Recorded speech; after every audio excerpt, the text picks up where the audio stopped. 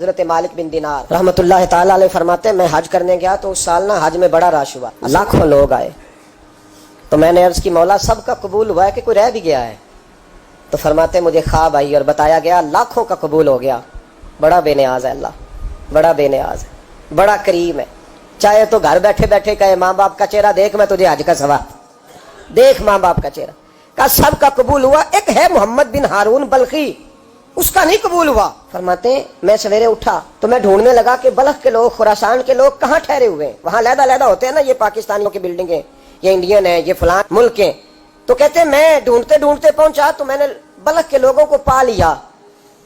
میں نے پوچھا تم میں محمد بن ہارون بلخی کون ہے؟ تو لوگ کہنے لگے وہ تو بڑا نیک آدمی ہے، بڑا پرہیزگار ہے۔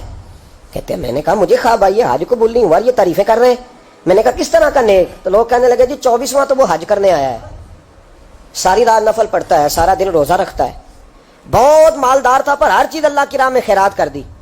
فرماتے میں نے کہا وہ کہاں ہے؟ کہنے لگے پہاڑ کے پیچھے خیمہ اس نے لگایا ہے، وہاں اللہ اللہ کر رہا ہے۔ حضرت مالک بن دینار علیہ رحمہ فرماتے میں وہاں پہنچا، مصلی پہ بیٹھا تھا، سلام پھیری، میں نے السلام علیکم کے بعد کہا آپ محمد بن ہارون بلخی ہیں؟ کہنے لگا ہاں۔ آپ مالک بن دینار ہیں؟ میں نے کہا کہ اس نے تو میرا نام بھی جان لیا بغیر بتائے۔ فرماتے میں نے کہا کہ ہاں میں مالک بن دینار ہوں۔ کہنے لگے کیسے آئے ہو؟ میں نے کہا بس ملنے آیا تھا۔ کہنے لگے نہیں، جس کام آئے ہو وہ بتاؤ۔ میں نے کہا میں ملنے آیا ہوں۔ تو کہتے ہیں وہ رو پڑے، کہنے لگے نہیں آپ کو خواب آئی ہوگی کہ میرا حج قبول نہیں ہوا۔ کہتے ہیں میرے رونگٹے کھڑے ہو گئے کہ اسے اتنا بھی پتا ہے کہ میرا حج قبول نہیں ہوا۔ میں نے اس کو کہا کہ تجھے کیسے پتا کہ مجھے خواب آئی ہے؟ کہنے لگا مالک بن دینار مجھے 24 سال ہو گئے، میں اس بے نیاز کے گھر کا طواف کرتا ہوں، میں حجر اسود کے بوسے لیتا ہوں، میں مقام ابراہیم پہ نفل پڑھتا ہوں، میں صفا مروہ کی سعی کرتا ہوں، پر 24 سال بیت گئے۔ جب میں طواف وداع کرنے کے قریب آتا ہوں تو کوئی نہ کوئی اللہ کا ولی آ کے کہتا ہے دوڑ جا تیرا کوئی نہیں قبول ہوا۔ 24 سال۔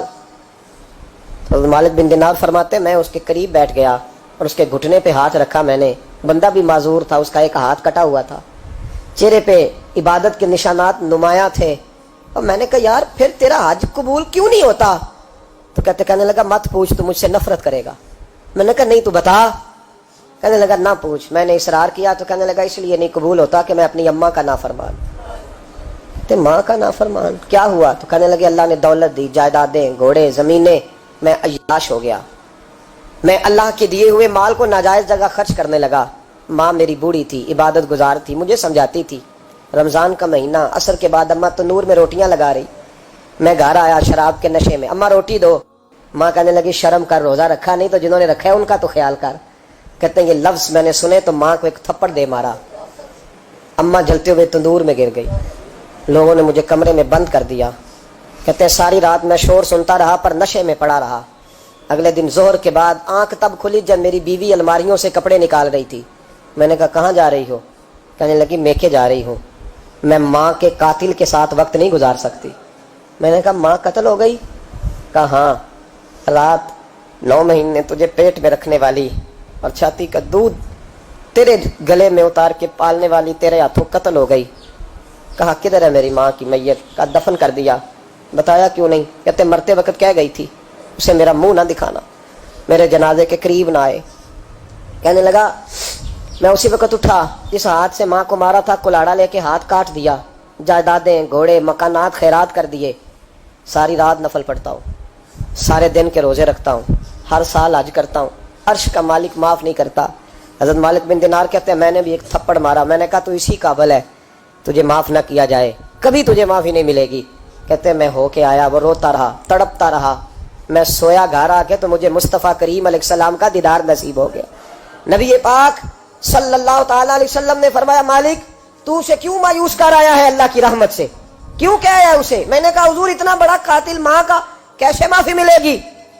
تو محبوب فرمانے لگے اس کی ماں کی وجہ سے ہی اسے معافی ملے گی، ماں کی وجہ سے۔ حضور کس طرح؟ فرمایا ماں قیامت کے دن اس کے خلاف مقدمہ دائر کرے گی، کہے گی اللہ اسے پوچھ میرا جرم کیا تھا، مجھے کیوں جلا کے مارا؟ رب بات سنے گا اور پھر کہے گا اٹھاؤ اس کے بیٹے کو۔ ماں او بچے کی ماں بھیجے نا اب تیرے بیٹے کو سزا دے، کہے گی یا اللہ سخت سزا دے، تو رب کریم فرمائے گا اٹھاؤ اسے جہنم میں لے جاؤ۔ مصطفیٰ کریم فرمانے لگے جب زنجیریں ڈال کے فرشتے دوزخ کی طرف لے جا رہے ہوں گے نا تو پلٹ کے ماں کی طرف دیکھے گا، تھوڑا پھر آگے بڑھیں گے تو پھر دیکھے گا، پھر دوزخ کے قریب جائیں گے پھر دیکھے گا اور کہے گا اماں جی مجھے جلائیں گے، مجھے تکلیف ہوگی، زندگی میں جب درد ہوتا تھا تیرا نام میری زبان پہ آتا تھا، اماں مارنے لگے ہیں مجھے، جلائیں گے۔ میرے مصطفیٰ کریم فرمانے لگے وہ ماں اسے جلا کے مار دیا، وہ میدان محشر بول پڑے گی، کہے گی اللہ اے اللہ اے اللہ۔ رب کریم فرمائے گا کہ عرض کرے گی مولا میں نے معاف کیا تو بھی اسے معاف کر دے۔